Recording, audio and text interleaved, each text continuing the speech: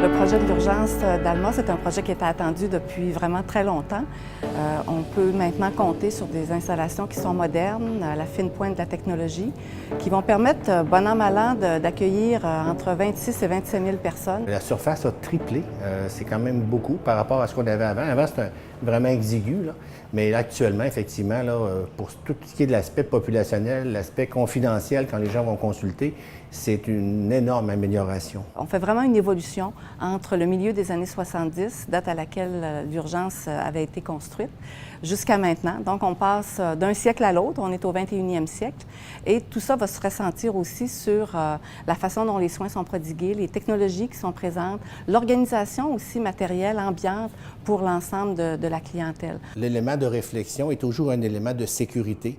Alors, les espaces sont beaucoup plus grands que ce qu'on avait antérieurement et tout est dirigé vers le confort de la consultation du patient. Alors, nos civières ont majoritairement des fenêtres où les patients peuvent voir à l'extérieur. Les espaces centrales sont réservés au personnel. C'est pratique aussi d'être plus centralisé pour donner les soins, mais une différence importante avec ce qu'on avait antérieurement, c'est qu'effectivement, toute la fenestration a été attribuée au séjour du patient. Au niveau de l'urgence, en fait, on a une salle supplémentaire par rapport à ce qu'on avait antérieurement. C'est une salle consacrée à recevoir de la clientèle en santé mentale qui est déstabilisée.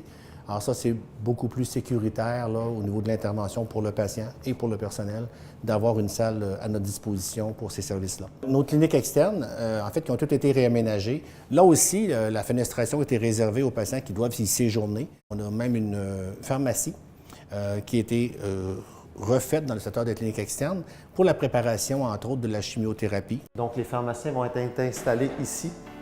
Le pharmacien qui est de ce côté-ci récupère les préparations et les amène au niveau du passe-plat qui est ici, qui donne dans le poste des infirmières qui donnent les traitements d'oncologie aux patients. Tout le secteur d'oncologie a été refait, le secteur où les gens sont en attente pour recevoir leur traitement de chimiothérapie. Ça a tout été refait, les espaces sont beaucoup plus grands. Je pense que c'est beaucoup plus apprécié de cette clientèle-là actuellement.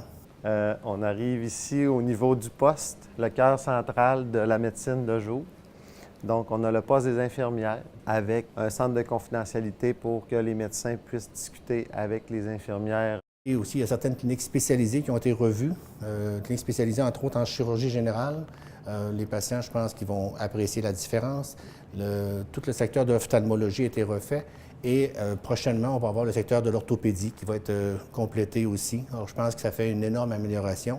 Les espaces sont plus grands. On voit bien, quand on visite les installations, que beaucoup de détails ont été pensés pour le soin aux patients, mais aussi pour l'organisation du travail du personnel. Alors, on voit bien qu'il y a eu un travail de collaboration entre les concepteurs et les futurs utilisateurs. Je voudrais témoigner de ma fierté de voir l'aboutissement d'un projet aussi important, un projet de 38 millions de dollars qui a permis de rénover, reconstruire l'urgence et les cliniques externes, d'améliorer le stationnement également.